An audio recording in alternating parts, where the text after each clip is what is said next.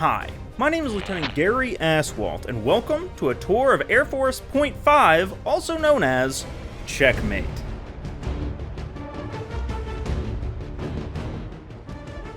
Checkmate takes place in an old aircraft hangar, refurbished into a Spec Ops training facility, complete with plywood structures, targets, and red arrows pointing to very obvious things.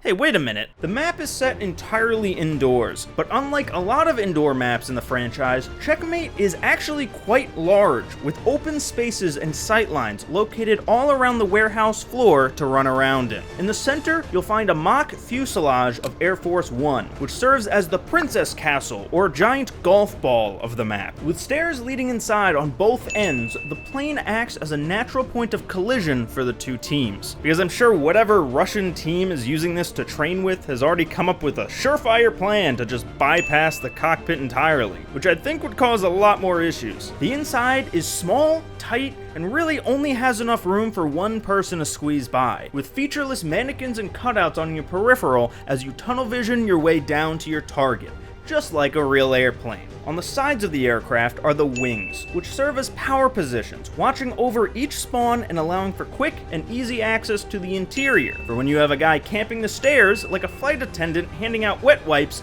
so you can lie to yourself and say that the screen you're about to watch the first half of Tenon on wasn't just spat up on by a screaming toddler. Under the wings creates a canopy of sorts, with its own small space to hang out and try catching people running across the ungodly large open space between cover. But the plane is only part of what Checkmate has to offer. Oh, wait, no, sorry, that's a typo. It actually is all that Checkmate has to offer, because the rest of this map is about as pointless as a senior discount at a Chuck E. Cheese. On the west side of the map, you'll find a small wooden kill house coming off spawn that effectively serves as a pathway to the center. A little ways off of that is an Overwatch tower, which no one goes up into until one person does, and then you'll spend the entire game trying to get them out. Then there's a barracks type area, completely outside of the main hangar, which I can only assume they added as a safe spawn point, but that really doesn't mesh when there's already an absurdly large spawn area right next to it. And that's only the west half of the map. For the east, take everything that I said, except add a few more shipping containers for good measure.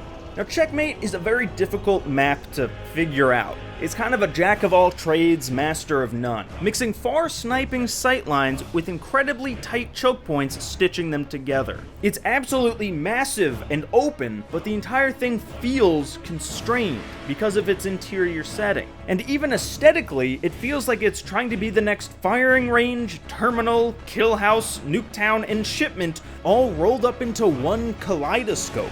Going into Cold War's release, I thought that I would enjoy Checkmate a lot more than I did, probably because I really enjoyed those aforementioned classic maps. However, despite the setting, Checkmate really doesn't feel like any of those. It feels like they just took Kill House and scaled it up by 2.5 times, without adding anything new to fill in the gaps, creating this feeling of an outdoor map that they tried squishing into an indoor map.